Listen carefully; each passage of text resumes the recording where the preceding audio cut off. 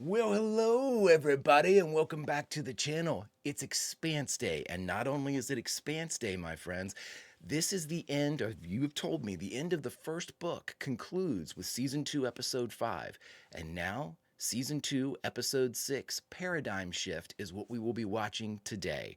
And of course, I can't wait to see where this wonderful group of writers takes not only the story, but our characters and the universe entire. Nothing to it but to do it. But before that, if you could do me a favor, hit the like button, smash the subscribe, ring the bell for notifications. You'll be alerted anytime we go live on YouTube. If you'd like any of our stories early or in their full-length format, link to the Patreons in the description. Not a fan of Patreon? Join us on YouTube memberships. You'll get all the episodes, Expanse included, 24 hours early, plus my bonus case files for the Expanse, which are exclusive to the members on YouTube and Patreon. All that is then. This is now. And now we prepare to journey once again into the world of the Expanse as we watch Season 2, Episode 6, Paradigm Shift. Friends, prepare to engage maximum warp reaction.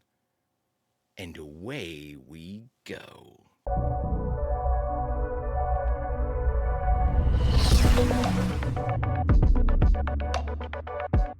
Oh, taking us right into the intro. No cold open. I don't know how to feel about that. This theme music is starting to invade my life. Like when I'm driving, I hear a song and I don't realize it is this theme music. May that never stop. Love this show. Got a whole new page in my notebook. Let's see, does it have the creep? Yep. Just noticed that towards the end of, I guess, the first book, that creep that's coming off the planet. The Martian Congressional Republic. What were those fragments that disappeared? The United Nations. Mars had been a colony for a long time. Oh, holy shit! We were ready to govern ourselves and start a new nation of our own, but everything we built or mined or made was still the property of old Mother Earth. 137 years. I'd been modifying the engine to boost fuel efficiency. I wasn't expecting much, maybe 4% better tops, and I was taking it out for a test run. The voice interface had been problematic from the start. The original owner was Chinese, so I turned the damn thing off. Wow, okay. See what you can do.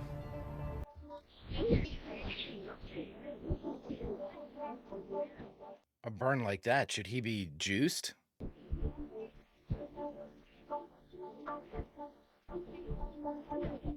Seems like he should be juiced. My name's Solomon Epstein. Solomon Epstein. And I changed everything. What'd you do, Solomon? It is, of course, possible that it was something else, like a massive relativistic field generator, Or some other bunch of science words you string together. The one thing we do understand is that Eros was a wake-up call. Whatever it was, it's clearly the greatest technological leap since the Epstein drive. And if it is a weapon, given the depleted state of our missiles, it's a weapon that will conclusively tilt the balance of power in favor of Mars. Who's this asshole? The Rocinante was closest to Eros than anyone. They might have more insight into... The Rocinante and James Holden have gone silent. That's not good. We've commandeered a civilian survey vessel and are refitting it with our best sensors and probes. We're also reinforcing the hull to allow us to get closer to the surface. If there's anything left of Eros down there, we'll find it. That is a terrible idea. So far, sir, we've confirmed aboard on 121 missiles. Tracking has been very difficult, but we're confident we'll be able to account for all the rest in short order. That's a lot of nukes out there. So I don't know what you've heard. Oh! This time, I didn't run from the fight. The people on this ship, my friends, You didn't, buddy. they helped avert a catastrophe. And you led them. How come you don't say love you, Mum, and Mum and Dad, and Mum and Dad, and Dad? It's understood.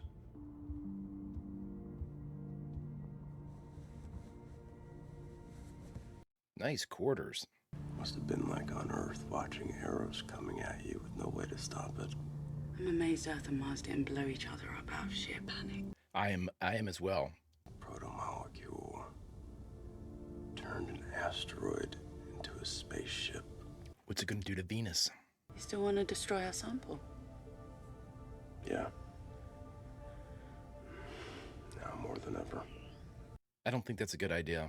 Miller told me he trusted us to do the right thing. And we did. I wonder if he knew that his trip to Eros would be one way. He did. I think part of him never left that terrible little room where we found Julie. Oh, jeez. When I said we had to keep following Eros, I was ordering you and Amos and Alex to your deaths. None of you even questioned it. It was the right thing to do. And you're the leader, bud. Who says who lives and who dies? Whether you like it or not, It's too bad. you are the captain of this ship. He never wanted any of that type of stuff. He didn't even like being second officer. So in the interests of the smooth operations of this vessel and the morale of this crew, I just wanted to let you know that Naomi and I are together. They're gonna laugh. When did it start? Just after we got out of Eros. My man. I knew it. Huh. God damn it! Son of a bitch! Must be upstairs. I told you. Arrows, didn't I say? Yeah, you lost some bet, man. Give me that arm. I can't believe I agreed to this. All right, go ahead, take a shot. Oh, God. What the hell was that? That's because I like you, brother. He said was. Oh, I love this. I'm glad that me and Naomi being together isn't an issue for you. Oh no. She's a good person and I like her, but she's like a sister to me. Right. I mean, don't get me wrong, I'd do her if she let me. You can't tell who's joking. Oh my God, I love that fucking character. This is all the telemetry of the nukes the UN launched against Eros. Somebody stole a couple. After they lost target lock, that makes sense what the abort codes are for. Yeah, Makes sense. exactly. Uh-huh. Nearly 30 of them kept on going, long after all the others aborted. State-of-the-art guidance systems, and somehow 30 of them didn't get that self-destruct message. Interesting. Fred. I mean, they had telemetry control. Kind of an unsettling thought, don't you think? Yeah, fleet of nukes.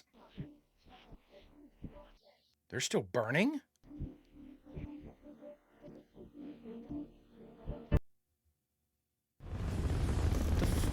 Oh boy, back to the Epstein drive. A once-in-a-generation breakthrough. And that was the whole problem. Shut down. Main drive. You turned off voice. Is he gonna die doing this?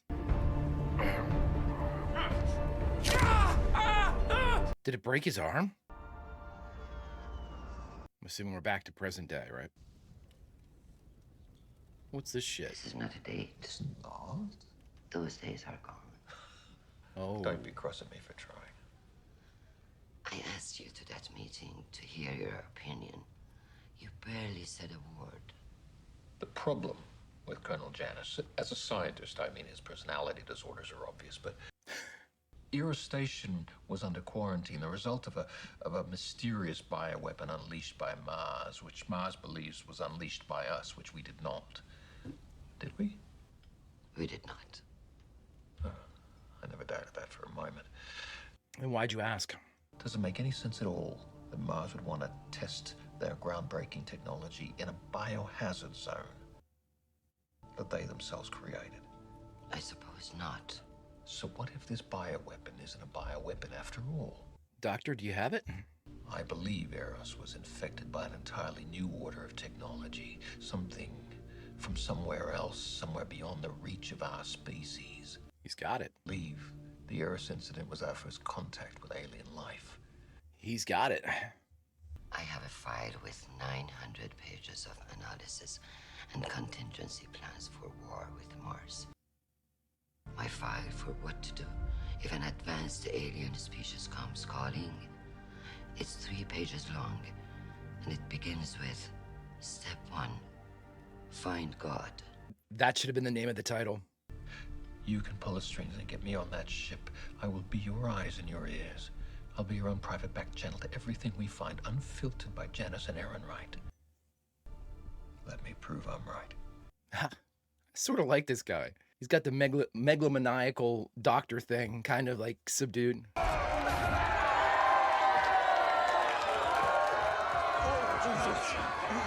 How you doing? Heroes welcome. What? And Josephus Miller with his final words. Diogo. You are the future, Diogo. You must continue the fight for the belt. Oh. You think helping to save Earth would balance things out? Look at him. Don't think like that. They filed a lawsuit over the... No shit. Basically, I'm in some deep shit. Yeah, you are, Fred. The Nauvoo should be okay, though, right? It never hit anything. The missiles could be retargeted and sent right back at the inners. Or anyone else in the system, for that matter. You have them. This doesn't seem to be bothering you. Why is that? Because they're mine. Because I've got the missiles. Yep. We scooped them up and brought them back to Tycho. Inside gas freighters and ore ships. We could use some help removing the countermeasures. Why the fuck would we want to do that? They can be used as deterrents or a bargaining chip. Earth and Mars are still in the dark about the protomolecule. We need to tell them everything we know about it. We need to tell everyone. And exactly what should we tell them? That is alien technology that we barely comprehend? Yeah, Fred. Let them fuck around with it. Until we get more information, we need to keep this under wraps. Fred, I don't believe your sympathy for the galaxy at wide. Whenever that happens, Belters always lose. That I believe. Miller, I do this for you. I tell you girls, when you were out there in the black. The black. If I had flown any faster, I would have caught up yesterday. I love that. Instinct, no time to think. Because if you think, you're dead. Nice job, Alex. Need 2 team ships. Irrite kote fadan recycle. Go back for the cockatoo. Impelesto. Uh-oh. Whoa. Whoa. Hold on there, partner. Whoa. Better back off and settle down, you hear?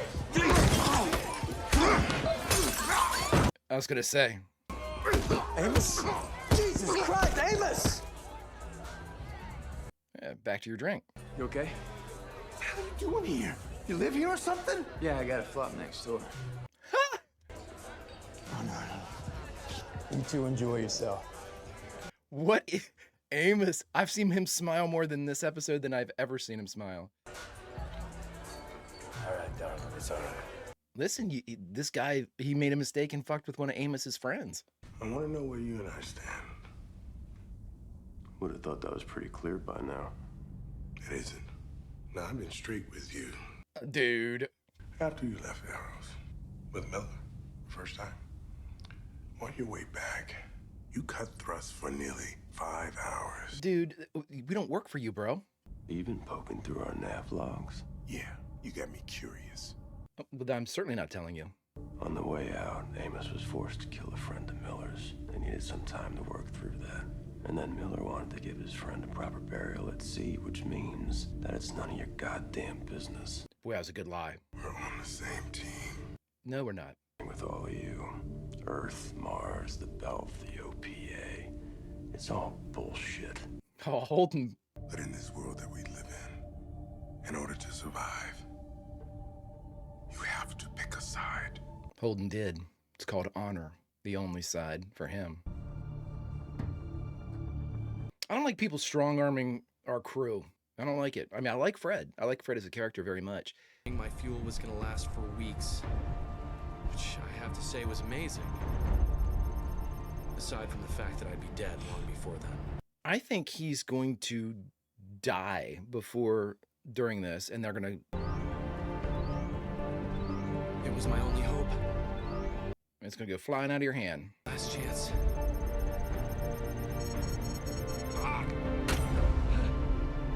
He's gonna die. Is this the noise from Arrows? Yeah, I think. Oh, he's plugging back in. That like went into him. I'm assuming a closer view, but that was weird. Got a minute? What's on your mind? I think we should let people know about Miller and Julie Mao. Not all the details. Nothing about the protomolecule, just about them. A Belter. And an Earther who was an OPA member that sacrificed themselves to save the cradle of humanity. You're going to turn them into a story. Not a story. A love story.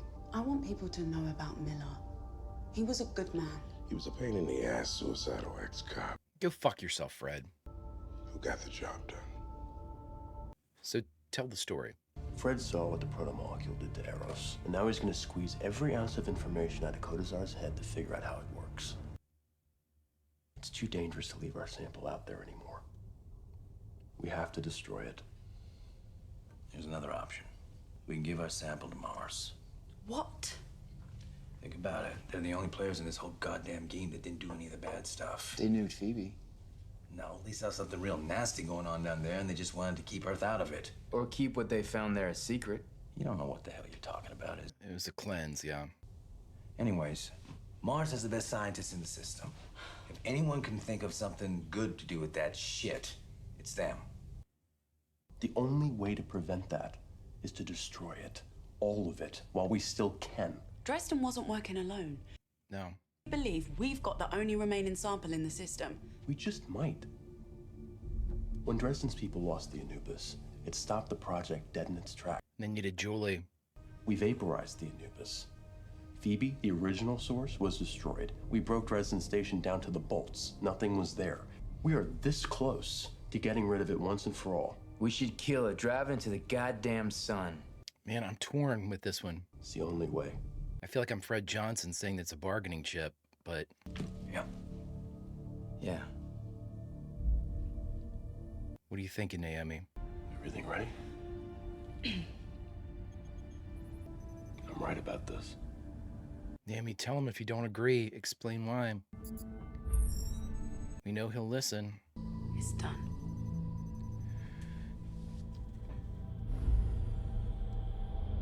Yeah, it's not done. Best liar among them. Okay, so what's the correlation between Epstein, his drive success, and the current episode, or maybe the stakes? That's the question here. Is Epstein's drive like a first contact type of thing? Lying there on my deathbed, all I could think about was, what happens next? You started it all, bud. Oh, I thought that was Venus. Maybe not. Ganymede agricultural. We're gonna get some Gunny, a little Bobby action. There are guys. What do you got for us, Bobby? What are you doing? What's going on? Oh my God, the backdrop is amazing. Was that Jupiter? I don't understand what planet. I thought they were looking at Venus, but that looks more like Jupiter. You really believe Earth is going to try to take this station? Why else would we be here? To God soybeans, apparently. Those are UN? You know, I really hope Eros was our tech. Be nice to have something in our back pocket to turn Earth to slag. Well, fortunately for our species, no human being is dumb enough to put you in charge, Hillman. Stickman, you're getting a little close to the UN line. Back off, maintain 2 clicks minimum separation. Ganymede Station. They're armed. You in the mood to talk? What about? About the friends we choose to keep. Why are you leaving the door open? Like Jules Pierre-Mount. He's a good man, Christian. Is he? Maybe he was once, but it's quite clear now that he was involved with Eros. We have no proof that that's the case. His own daughter was working with the OPA to stop him. Christian's caught up, Aaron Wright. So you really believe that he was trying to destroy the Earth? Is that right? He was playing with powers he couldn't control. Have you had any contact with him? She's caught up, bud. You should convince him to come in from the cold. How am I supposed to do that? He trusts you. Lie to him. He can keep a semblance of the life he's always known. Listen, Jean-Pierre Mao probably has resources upon resources hidden that nobody, even Christian, knows about. Guy with that type of money never doesn't have money. You're really willing to cut him a deal? Yes. And for anyone who could help us understand what we're dealing with. Well, Aaron Wright needs that deal, too. Many things are possible. God, she's so good. Both the actress and the character. Holy shit. I can reach out to his family. Oh, we get to see more of the Maos? His 2 sons, another daughter that he adores. Maybe they can help him turn himself in. Good. And please let them know that, if they can't, I will rain hellfire down on them all. I will freeze their assets, cancel their contracts, cripple their business. Look with a smile. Because I am the fucking hero who helped save Mother Earth from the cataclysm that Jules Pierre Mao unleashed. Ooh. And by the time they can pull the strings to force me out, it'll be too late. Oh my God. Their mother, the children, their children, all of them pariahs, outlaws, hunted and on the run for the rest of their days until we find them and nail each and every last one to the wall. Make sure you tell them that. This is who you're up against, Aaron, right? I don't think you really fucking knew, buddy. I don't think you really knew. And that's with the door open. Fuck that. Oh my God. What a scene. The greatest Christian scene dropped season 2, episode 6. Aaron Wright, you better have your brown pants on, motherfucker. Holy shit. I should have ended it there. That was fucking beautiful. My God, that was so good. Hey, Alex. Alex is pissed at you, dude. What the hell are you doing? Fixing the Martian flag. You're defacing it, Picasso. Do you want to do something about it? Go ahead. Take a shot. Amos, come on, bud. You don't even know why I'm mad at you, do you? Yeah, because I took care of that guy who was kicking your ass and I made you look weak. Is that what you think? The way I see it, there's only 3 kinds of people in this world. Bad ones, ones you follow, and ones you need to protect. I'm a big boy, Amos. I fight my own battles. It's also his way of telling you, Alex, that he loves you. That's the best you're gonna get from Amos. I'd suggest discharging the gyros first. A lot of missiles countermeasures trickle backup power from the guidance systems. Okay. Thanks. Naomi, you still need something from Fred. Help finding somebody. I didn't forget that shit. Epstein Drive. Get the fuck out of here, man. We're heading into Ganymede's shadow. We will be in visual blackout for the next 48 minutes. They know that. The UN will know that. They'll know you're alone. It's not one of ours.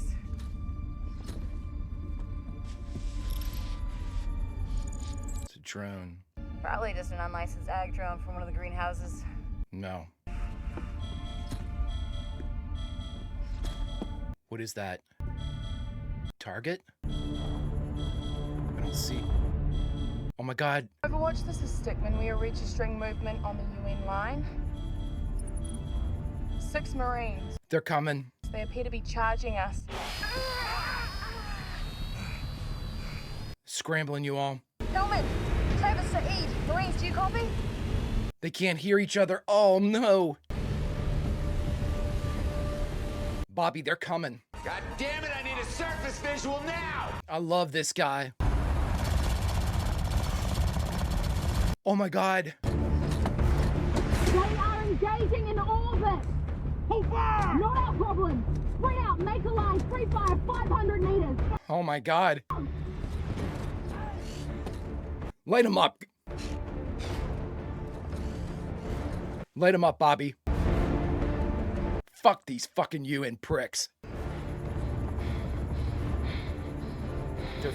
They're shooting behind them. It looked like the UN troops were running and shooting behind them. Oh no! I said I liked him. I don't... So it's a fucking surprise attack by the UN, we are led to believe at this point. But I thought the episode was gonna end like multiple times. Oh no.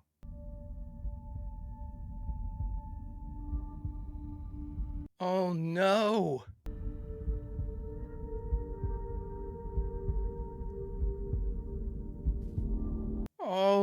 Oh my God, they're all dead?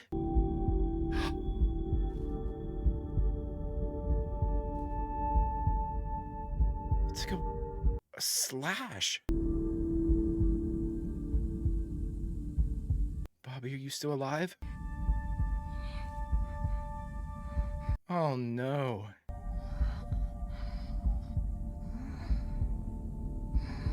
Don't move, Bobby, don't move.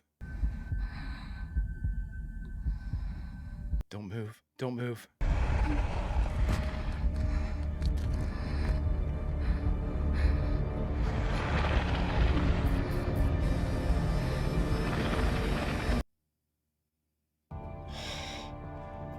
You Motherfuckers. All right, my friends, we just got done watching The Expanse, Season 2, Episode 6, Paradigm Shift, and the only thing we have left to do is to talk about it. All right, my friends, we just got done watching The Expanse, Season 2, Episode 6, Paradigm Shift. Woo! Yeah, things are starting. Things are starting. Okay, let's go around the horn. That's the only way we're at a new spot. We need to check in with everybody and see what our problems of the day. By the way, the badass of the episode goes to Christian 1,000%, as we got to see the full wrath and full face of Christian released. She can't do this. She's a politician.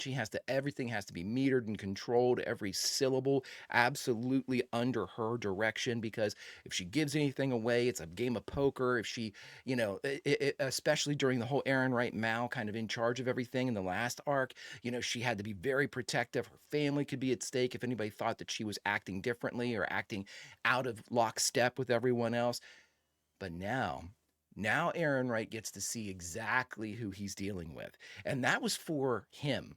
That wasn't for the family of Jules Pierre Mao, that she was going to go through and ruin them and freeze their assets. No. That was for you, Aaron Wright.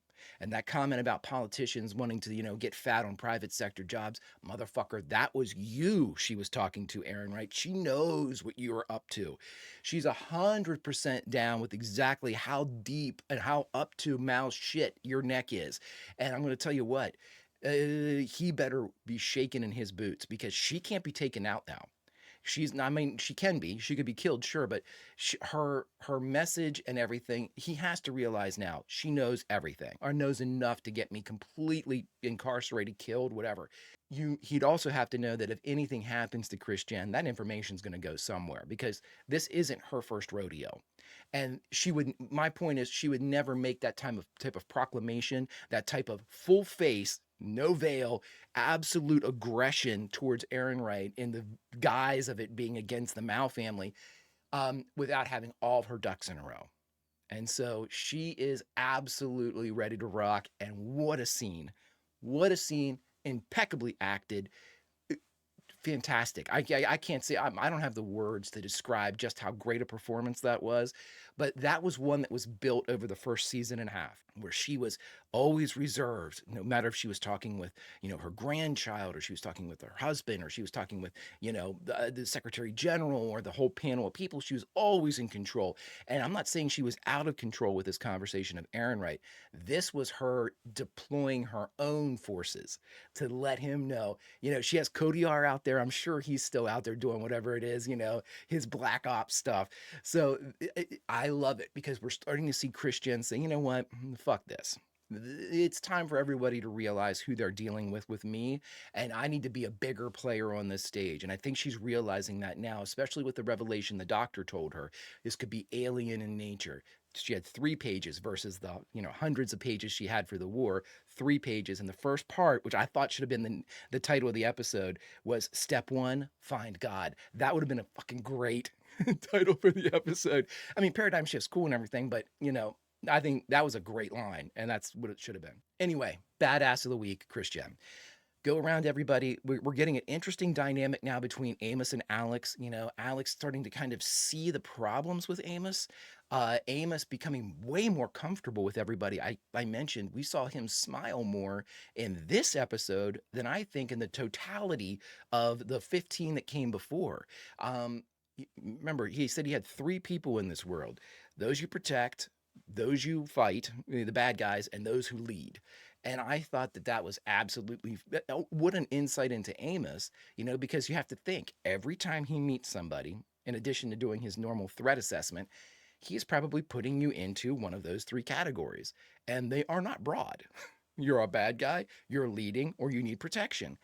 That's Amos Burton's way of just making sure that he knows who the fuck he's dealing with. And so, I hate to say this, I really hate to say this, but Amos is kind of displaying, I don't want to say like psychotic behavior. It's not that, or like a sociopathic behavior, but it's sort of close. There are, in the Venn diagram, there's some overlap here with Amos and with, somebody who might be like, not sort of criminally insane. I'm working around this so I don't badmouth my guy, but my guy has very telling ways of doing things that are unalterable. And the other thing that he does is, even though people, I did at first, mistake him for like a meathead, or no neck, like Miller called him, he's incredibly intelligent and he's incredibly intuitive. Oh, no, you're mad at me because I saved you from the guy that made you look weak. Is that what you think? Yeah, that's what I think. No, and then it's like, then he goes through, but that's what Amos just immediately put that into play. So interesting dynamic building there. I'm wondering if Amos can get anything from Alex, or if Alex is going to be more reserved in his dealings with Amos, which I think would be really, really bad for Amos. Not in like a threatening type of way, but like in a being able to have a healthy relationship that makes him smile kind of way. I don't want to see him go the other direction, which I think Amos could easily do. Also, we know that he has a flat or a place to flop in the brothel, which he said he grew up in. I'm so curious about that shit. Alex was definitely with the company of the ladies and didn't seem to be married. That doesn't mean anything, but we heard mentioned before that he had a wife and a child. We're not sure if either of them are still alive. He said something. There's been kind of conflicting things in my mind about whether I think the child's still alive and on Mars, but we're not sure if his spouse is still alive or his ex-spouse is still alive. We're not sure about that. So Alex, really great stuff. I love the hero's welcome for them. I mean, obviously it's going to spread around that, these guys were really, the crew was, Rossi was absolutely at the heart of all this. And then my guy Diogo, immortal me, this guy, I mean, now he's going to be, the face of some type of like OPA rallying cry as he's kind of promoting Miller, which is great. Now Miller's on walls and shit. I mean, this is just this. What a world that they built. What a world that they have painted. And even the small thing from the Martian flag having all of the Mars moons, and he was taking off the one that was destroyed. I mean, that's crazy cool shit. That is such an attention to detail that, it could easily be, and like you all have told me, if I'm definitely going to go back and watch at some point and see all this stuff. But you all have told me, hey, if you go back and look on the view screens and the handhelds and all this stuff, there's vital information on there. And whenever I'm doing my case studies, I avoid trying to do that because I don't want to give myself anything that I wouldn't organically get just by watching. I don't want to freeze anything. But boy, oh boy, when I go back and look through all this, you can be damn sure I'm doing that. But what a fantastic, I mean, this seemed like a season premiere. So, we can touch base with everybody. Fred's playing his own game. Naomi's definitely playing her own game. I love that, though. I don't think they should have destroyed. I thought about it more. I don't think they should have destroyed the proto-molecule sample that they have for the very reason that Fred has the nukes. They're a bargaining chip and a deterrent. And the Rossi needs that. At some point, the Rossi is going to be in a position against a larger power that they can't escape from or fly away from or do their own shit to kind of smooth everything out. They're going to need to have something, and they're going to need to have something that is definitely active and scary for a planet like Earth or Mars to take seriously. All right. The fuck was that at the end? What the fuck was that at the end?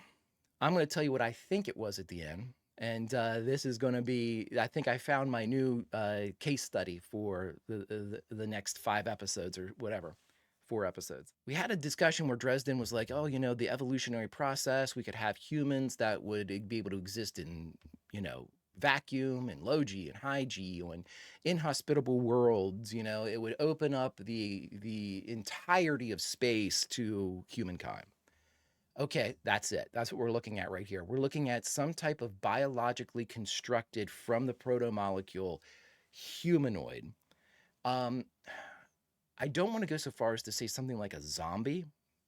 I mean, it certainly had zombie-esque characteristics.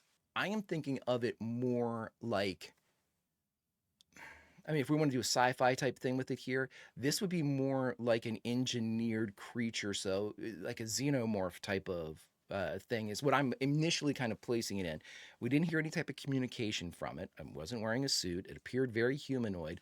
but it also had like the protomolecule, almost like patches of active protomolecule and inert protomolecule all over it. Um, I'll say this: when Bobby and the others, who I cannot fucking believe that they killed, when Bobby and the others were watching the UN forces running towards the, I guess, the line of demarcation, the border, they were firing their weapons, but they were firing them behind them. They were running from something, and they're obviously running from this thing or things. I'm not sure if it's just one or not.